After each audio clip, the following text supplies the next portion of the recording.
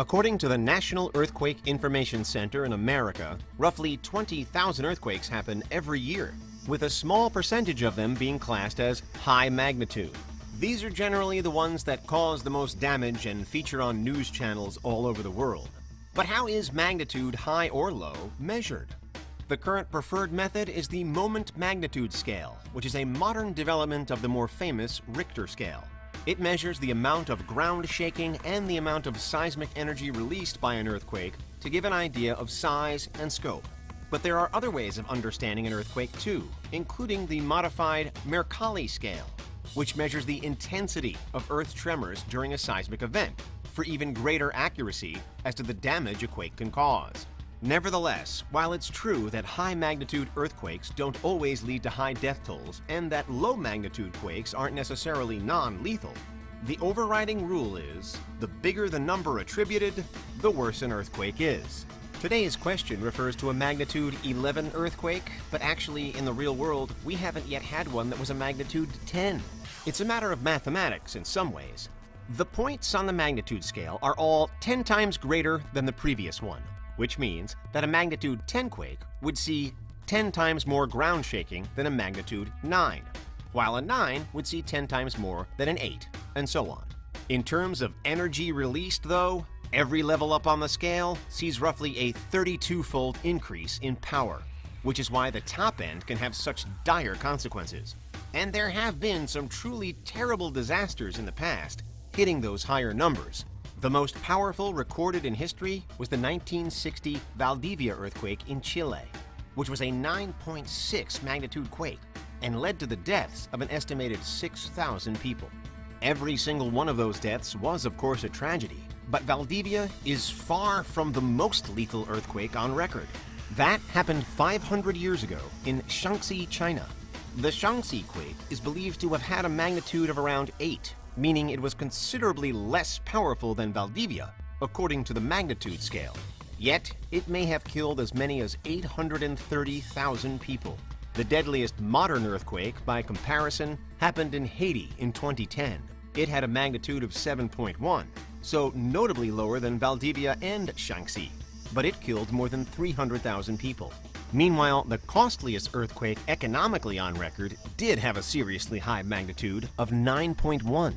This was the 2011 Tohoku earthquake and tsunami that caused a nuclear disaster at the Fukushima Daiichi nuclear power plant in Japan.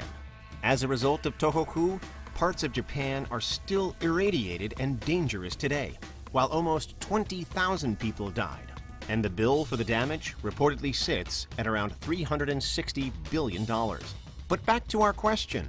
And since the most powerful earthquake in history was a 9.6 magnitude, it means that our magnitude 11 quake is far, far larger than even Valdivia was. In some respects, it's actually an impossible event. It can't happen because there are no known fault lines on planet Earth that are big enough to enable it to happen. In fact, many doubt that a magnitude 10 quake could ever truly transpire for the same reasons.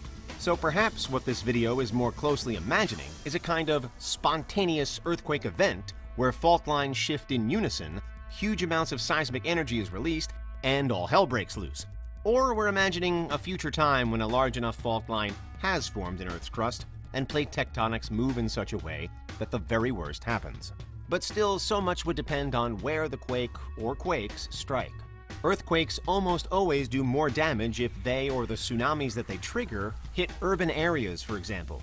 Not only does this mean that there are more people at risk, but there are also more homes to lose, communities to destroy, and economies to obliterate. There are more buildings, roads, and bridges to collapse inside of cities too, creating yet more hazards for anyone caught in the midst. And it's well known that there are already active fault lines running through some densely populated regions on the world map, like through the cities of San Francisco and Tokyo, as well as coastal regions on the Indian Ocean. If a magnitude 11 quake were possible, then even the best prepared cities would be at risk, and even technologies such as earthquake-proof buildings could fail. But also, cities with no prior earthquake history could be caught in the middle. We're imagining a disaster here that totally reshapes the surface of our planet.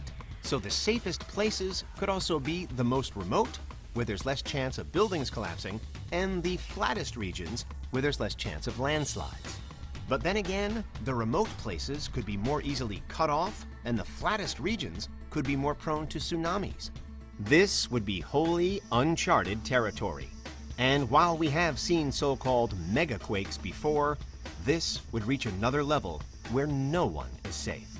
However, as we've seen in real life with the terrible events of the Fukushima disaster, perhaps the most dangerous and volatile places of all would be anywhere surrounding a nuclear power plant. If a large enough earthquake really were able to catastrophically shake the entire globe, it could cause many, many plants to go into simultaneous meltdown, thereby bathing Earth with widespread nuclear fallout and radiation. The Chernobyl meltdown is probably the most famous of all time, and it saw the effects of radiation spread across thousands of miles in just a few days. And today, more than 3 decades after it happened, there's still a massive exclusion zone in place around the reactor. If, due to a large enough, all-encompassing earthquake, similar events were happening all over the world, then we could reasonably argue that the deadliest period wouldn't come until after the earthquake had hit. Earth then would be ruined, but for anyone left behind, it would also be as though a nuclear apocalypse had taken hold. But still, how could any of this happen? How would the event itself start? A quake such as this could be caused by natural plate movement, in an alternate world where a long enough fault line has formed, but it might more readily be caused by a massive impact event. And not just your standard asteroid strike either, but something greater than Earth has ever seen before. Failing that, there are some theories that a large enough nuclear war could also trigger multiple massive earthquakes, releasing energy to at least match a magnitude 11 disaster.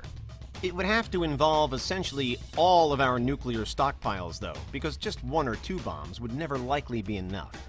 The largest nuke ever detonated was the Tsar Bomba in 1961, which had an incredible blast yield of up to 58 megatons and was more than 1,500 times more powerful than both of the bombs dropped on Japan at the end of World War II combined.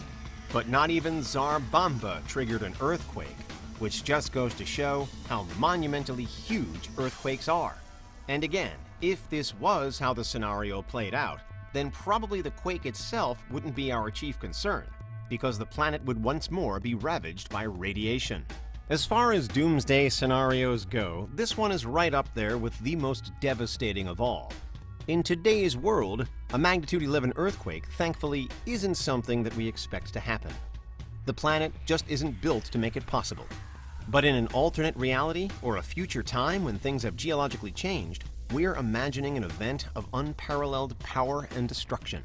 But probably the worst aspect of all is that if you were able to survive it, then the post-quake Earth would be a brutal place, with nuclear meltdowns happening all over the map, and once great cities disintegrating as you walk through them. You'd be forced to live day by day, never knowing if you'd survive to see tomorrow. And that's why a magnitude 11 earthquake would destroy the planet.